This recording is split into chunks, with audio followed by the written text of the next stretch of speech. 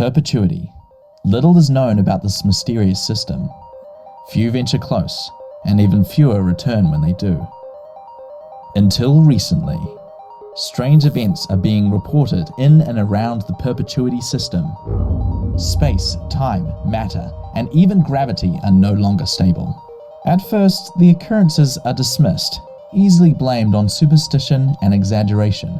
Then, in a moment, the truth is made indisputable.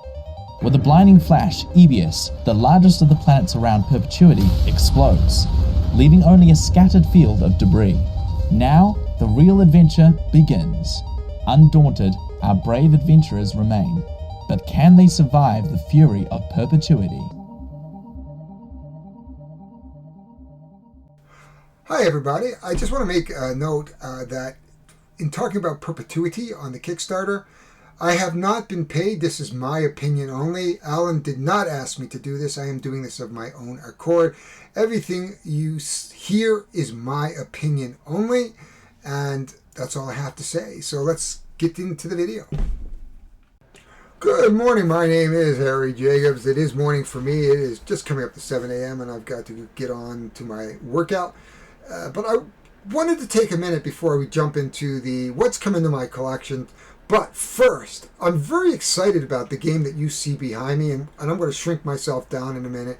Now, I have stopped really looking at Kickstarters, mainly because I've been disenchanted with prices. It's the reality of what's going on in Kickstarter. There's nothing we can do about it other than bite the bullet and pay a little bit more for shipping and pay a little bit more for resources. But I wanted to show you a game that has been overshadowed by a couple of the bigger games that have been released, but deserves a little love because I think it's worth looking at. It has an interesting mechanic, and therefore I think we should look at it, and maybe you would back it if you would. I think it is worth backing. In fact, I did back it. It's not that expensive compared to the two others that are kind of overshadowing it. Of course, that is Voidfall and Fractal. Those are the two big ones right now. I thought about backing them, but I don't need another Space 4X game. This one is a little bit more Euro feeling, resource management. Tom Vassell played this the other day on a live feed. Raul for Rado played this the other day on a live feed. And both seem to enjoy it, both seem to like it, and I am very surprised that this has not funded. You can see it behind me that there are $13,271 and only 186 backers and 21 days to go. And you know how this works for Kickstarter. So in the first couple of days, it's going to be up this, it's going to have that scale, and it's going to go up, and it's going to hit that peak, and then it's going to go along and do nothing, and then drop off, and then maybe hit a little peak at the end. Let's make this dream a reality for Alan, and let's take a look at this game very, very quickly. I have not played it. It is coming to TTS, and I will look at the solo version once it hits TTS. Let's get down, and let me shrink myself down, and we'll take a look at the game.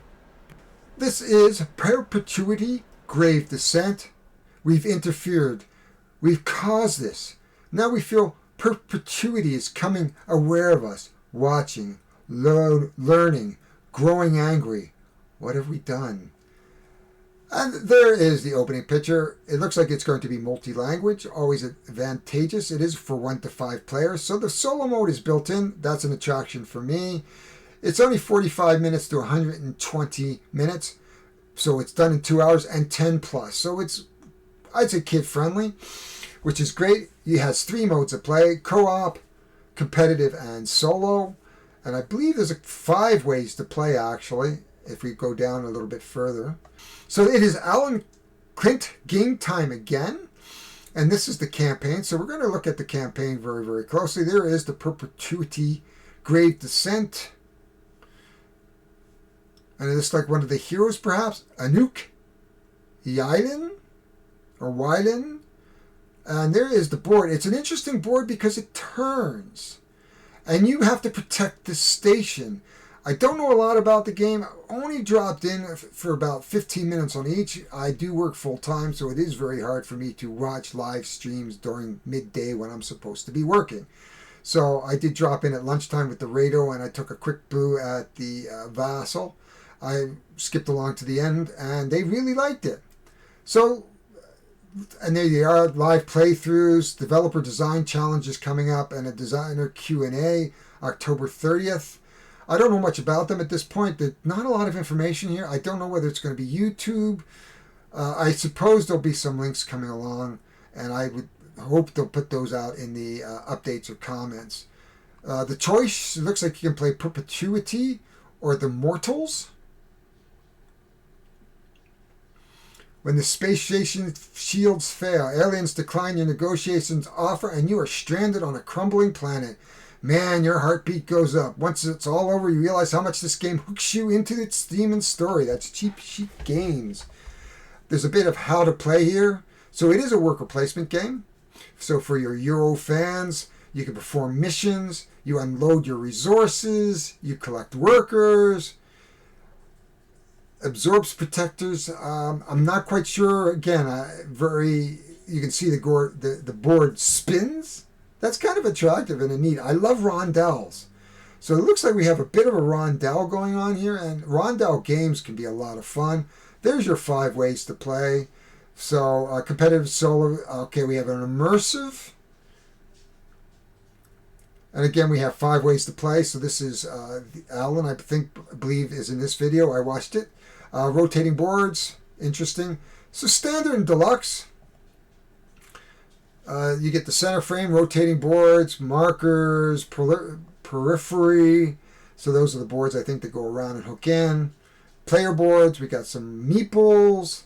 We got the outposts, players, cards, research cards. There's a lot going on for, what's that, 50 bucks? 59 US. That is about 75 Canadian. That's probably not a bad price for a Canadian game.